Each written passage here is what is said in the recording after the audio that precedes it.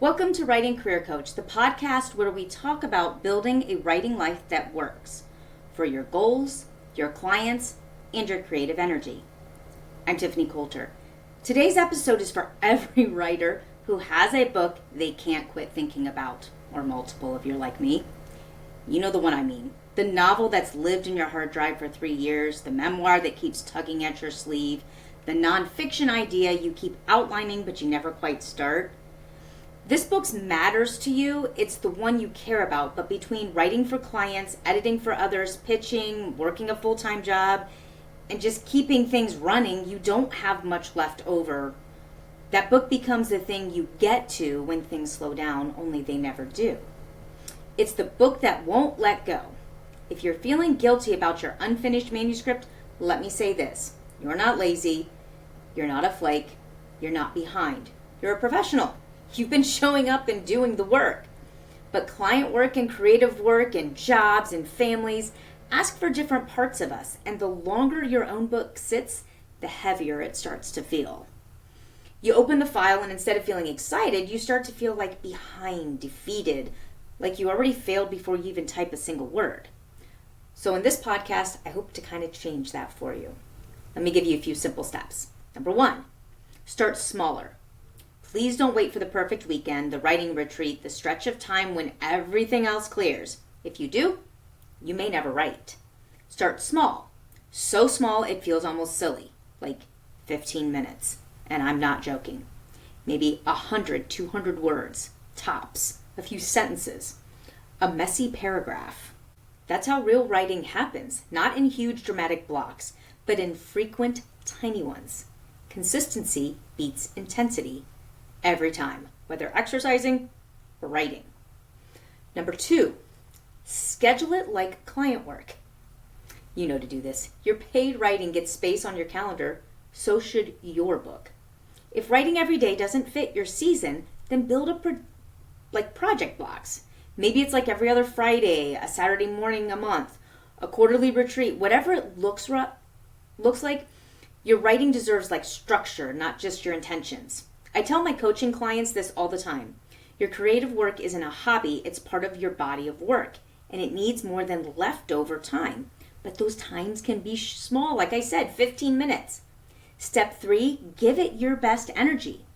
If client work drains you, don't save your personal writing for the end of the day when you're already spent. Instead, protect your best hours, those golden windows when your brain is sharp and your creativity flowing. That might mean shifting something else, saying no to a few projects if you can afford it, starting your client work 20 minutes later. But your book deserves your best. This is how you avoid burnout, not by writing more, but by writing what actually fuels you and makes you excited. Step 4, embrace passive work. You're a writer even when you're not typing. Let your book ride with you while you run errands.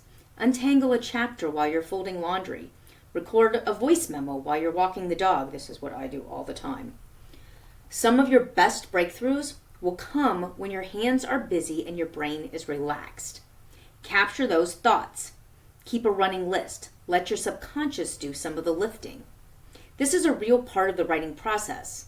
Don't discount it. That quiet time of thinking can really help birth some great ideas. Step 5, reconnect with your why. This book doesn't have to become a bestseller. It doesn't even have to be your next project. It just has to exist. You started it for a reason. There is something in this story or message that is yours to tell. If it keeps circling back to you, it means it still has work to do in the world. And probably that you're the only one who can write it. You don't have to choose between paying projects and personal work. You just have to make room for both. And it doesn't have to happen perfectly. It just has to happen steadily. Keep going and get support.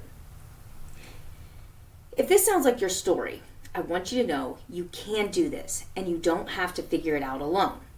I've created a free resource called Your Writer's Growth Roadmap. It's free. 5 signs you're stuck and how to move forward.